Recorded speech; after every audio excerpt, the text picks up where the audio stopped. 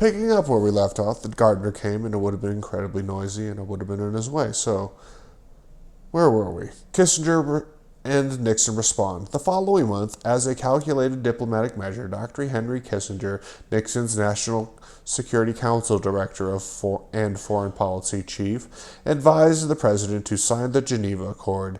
History proved the act was a public relations ploy intended to silence the American biological weapons critics, bolstering sagging public opinion regarding American military efforts, and responded to threatened congressional funding for additional biological weapons research.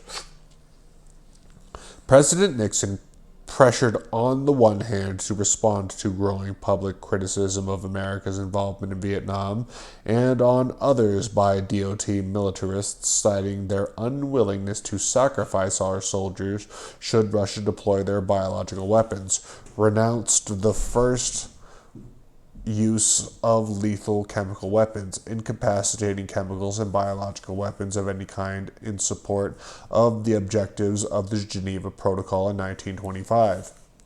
President Nixon, scoring a major national diplomatic victory on November 25, 1969, signed an executive order outlawing offensive biological research in the United States. Nixon said that the nation would destroy its stockpile of bacteriological weapons and limit its research to defensive measures.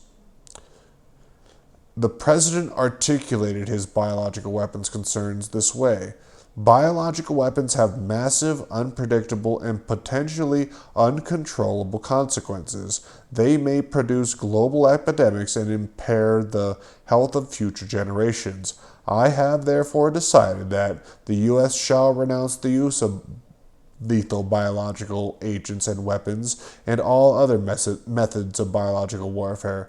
The U.S. will confine its biological research to defensive measures such as immunization and safety measures. Nixon's recommendation to Congress went further than the position of many other countries that had earlier ratified the protocol in suggesting that bacteriological weapons will never be used, whatever other countries may do. In an accompanying document, Nixon's Secretary of State William P. Rogers made it clear that the United States government considers that toxins, however manufactured, will be considered as biological weapons and not chemical weapons. In this and other ways, nature observed the position of the United States on chemical and biological weapons had been transformed within a short space of a year. The ruse. By November 1970, a year after Nixon ratified the Geneva Protocol, nothing had changed except the public's perception of chemical biological weapons risk. Rather than receive the promised annual cut in biological warfare research funding, the DoD's biological weapons budget increased from $21.9 to $23.2 million. The stockpiled biological weapons Nixon pledged would be rapidly destroyed remained intact in Pines Bluff, Arkansas, and the announced transition of Fort Detrick from a biological weapons testing facility to a solely defensive NIH-run health research lab had not occurred. Nature carefully followed the events from Washington, Bethesda, and Fort Detrick and responded. In general absence of forward movement in the direction pointed by President Nixon is ascribed by some to skillfully delaying tactics by the Army, which is held to be determined not to drop its biological weapons until its hand is forced. Nixon seemed not to have been properly briefed on the extent of the likely opposition to the cuts. I later learned that, indeed, Nixon may not have been properly advised, but the ruse was by no means an accident. Mr. Kissinger. The BLP exercise. Would this library have the Rockefeller's Commission's report on CIA wrongdoing? I asked Mike, one of several Countway librarians stationed at the Online Services Center. I was interested in following up a hunch that the CIA, reportedly involved in LSD and other drug experiments, might have also been involved in viral research. A Canadian colleague had mentioned the Rockefeller report might be available through a local library. Let me check, Mike replied. He then quickly keyed in a few words on his PC. That's over in the BPL, the Boston Public Library. They have a copy available in the government documents office. All right, thanks. That afternoon, I visited the BLP's government documents office and asked one of the librarians for assistance in tracking down the CIA wrongdoing report. That'll be a few minutes, the librarian responded after I handed him my complete request form. Have a seat and we'll bring it right up to you. I'd made myself comfortable in the seat adjacent to a functioning PC. The screen displayed a search menu that beckoned my curiosity. Just for the hell of it, I thought, I typed the words biological weapons and CIA in the subject field. Then I pressed the enter key. To my surprise, the screen filled with data, references regarding the CIA and biological weapons. Somewhat astonished, I suddenly realized how easy it was to access information I assumed would be classified.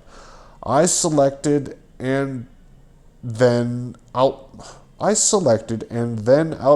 the information to the printer. The hard copy included Soviet, Caribbean, and Cuban international affairs references. Betalitsky on where AIDS virus originated read one title. It documented a Moscow World Service broadcast in English. Another commentary accuses United States of developing AIDS virus was broadcast by the Havana International Service. A third in the Caribbean was pressed. A third in the Caribbean press was tagged. German claims AIDS created by Pentagon. Moments later, the BPL librarian returned with the Rockefeller Commission report about the CIA. Before he left, I asked how might I locate the documents I had just learned about. He told me they were on microfilm 2 floors up. Within a couple of hours, I had retrieved and read them all. Apparently, several researchers throughout the world, Dr. John Seeley,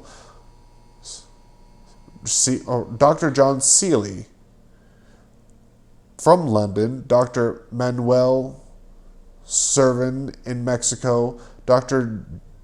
Jacobo Segal from Berlin had alleged what Strecker had. The Russian report even cited a West German company named OTRAG, for having conducted green monkey virus experiments in Zaire that had allegedly led to the development of a mutant virus that would be a human killer. I filed these documents neatly away for later reference. The Rockefeller Commission report on CIA wrongdoing.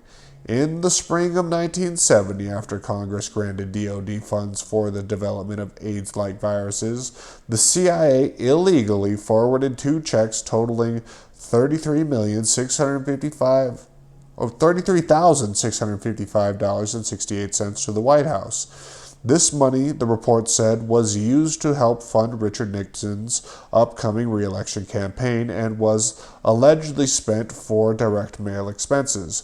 So as Nixon administration officials were stalling the announced biological weapons cutback, the president was being rewarded by America's espionage establishment. I realized, though the two may not have been related. In April 1970, E. Howard Hunt,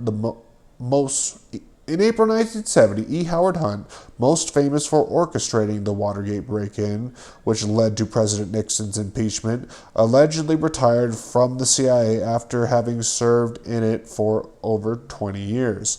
Within the help of the CIA's External Employment Affairs Branch, the Rockefeller Commission reported that Hunt then obtained a job with Robert R. Mullen and Company, a Washington, D.C. public relations firm, a CIA front. The Mullen Company itself had for years cooperated with the agency by providing covert abroad for agency officers, carrying them as ostensible employees for its offices overseas. How did I skip that word? My goodness. While Hunt, employed by Mullen, orchestrated and led by Dr. Louise Fielding and Watergate break-ins and participated in other questionable activities, during 1971, the CIA, at the request of members of the White House staff, provided alias documents and disguised materials, a tape recorder camera, film and processing to E. Howard Hunt. Some of these materials were used by Hunt, G. Gordon Liddy in preparing for and carrying out the entry into the office of Dr. Fielding, Daniel Ellsberg, psychiatrist. In particular, the CIA, at Hunt's request, developed pictures taken by him of that office in the course of his reconnaissance for the break-in. It took till 1974 before a stunned public learned that at least 4 CIA operatives had engineered Watergate, allegedly to discredit Senator Edward T. Kennedy, who was viewed as Nixon's only formidable Democratic rival. Nostalgic foreshadowing. In retrospect, Ted Kennedy's brother, Bobby, had been considered a shoo-in for defeating Nixon in the 1968 presidential election. He was assassinated not long after Dr. Martin Luther King was shot and killed. Besides embodying the Kennedy mystique, Bobby was gaining in the polls for being sharply critical of America's increasingly unpopular involvement in Vietnam. In particular, both Bobby and John Kennedy had found the use of chemical and biological weapons abhorrent. These horrors, Bobby said, were the responsibility of all American citizens, not just the administration's policymakers. It is we, he said, who live in abundance and send our young men out to die. It is our chemicals that scorch the children and our bombs that level the villages. We are all participants. Unlike his brothers, Ted Kennedy's position on chemical biological weapons and related defense research was one of moderate tolerance. He alleged that society must give its informed consent to technological innovations. On the other hand, he argued that the prospects of significant medical advances surely outweigh the hazards of saying no to such exploration. The particular field of DNA splicing research, he commented not long after Bobby's assassination, is far from being an idle scientific toy. Ted Kennedy, I also learned that afternoon in the government documents library, had been appointed to serve as vice president of NATO during the Nixon administration and Ford administrations. This is why I came inside. It's about to blow my door wide open too, Jesus. Onward and upward. With Jack and Bobby out of the way, the King led a civil rights movement in disarray, and Ted, on board and politically neutralized, the manufacturers of war and bacteriological weapons got on with their business. Researchers at the National Cancer Institute were now hard at work filling the DoD's orders for AIDS-like viruses because of the adverse political climate and Nixon's superficial endorsement of the Geneva Accord. Funding needed to be secured covertly through an amendment to the appropriations bill for the Departments of Labor and Health, Education, and Welfare. This was how it came to pass that Fort Detrick, the world's largest and most active biological weapons facility, was virtually overtaken by the National Institute of Health and the National Cancer Institute for allegedly peaceful uses. Oh yeah, Mr. Fauci. The cost of the conversation approved by the U.S. Senate was $15 million. The proposal by the National Institutes of Health were judged the most meritorious and seemed to have had the agreement in principle of Mr. Robert Finch, previously Secretary of the Department of Health, Education, and Welfare, and Dr. Lee Dubridge, former science advisor to the President. All of Fort Detrick's staff were, as Nature reported, looking forward with great expectation to taking on the health research projects the National Institute of Health would assign the laboratories. Since many scientists at Fort Detrick were in any case involved in basic research and some are already cooperating in projects with the National Cancer Institute, there would not be much of a shift. Not surprisingly then, among the projects heralded for immediate action at the new NIH-run facility was research on hazardous viruses. The National Cancer Institute, it was reported, would use Fort Detrick for the containment and large-scale production of suspected viral tumor agents. The following year, 1971, in the heat of his re-election campaign, Nixon launched the War on Cancer, and soon thereafter hailed Dr. Robert Gallo, the head of the NIH and NCI's section on cellular control mechanisms, for having discovered leukemia's alleged cause, an RNA retrovirus. It was then announced that the NCI would have a vaccine for cancer available by 1976. This knowledge brought me back to Countway for the final hour of my day. In a mad rush to find anything Gallo had published, my research led me to a fascinating and disturbing discovery. As this history-making announcement was being made, Gallo was drafting a review article describing his group's method of injecting ribonucleic acids from one strain of virus into another strain in an effort to create mutants that function just like the AIDS virus. In essence, they developed AIDS-like viruses by the early 1970s. Their stated purpose was to alter the host's genetic immunity, allegedly to control cancer. Experiments were designed to produce an assortment of lymphocytic leukemias, sarcomas, and opportunistic infections in chickens, mice, rats, sheep, cats, monkeys, and humans. 13 years later, President Reagan's Secretary of Health and Human Services, Margaret Heckler, hailed Dr. Gallo for having discovered the virus which caused AIDS. The train ride home that night was one I will always remember. It's amazing what you can dig up in libraries, I thought as I solemnly contemplated the lessons of the day. President Richard M. Nixon greets members of the press outside former Fort Detrick headquarters in November 1972. Nixon, under the advisement of Henry Kissinger, established Frederick Cancer Research and Development Center in the former Army laboratory buildings. This change he heralded by saying the U.S. was beating its swords into plowshares. Source: Covert, New Mexico, Cutting Edge, A History of Fort Detrick, Maryland, 1943 through 1993, U.S. Army Garrison Headquarters, Fort Detrick, Maryland, 21702-5000, page 83. Bit of a picture.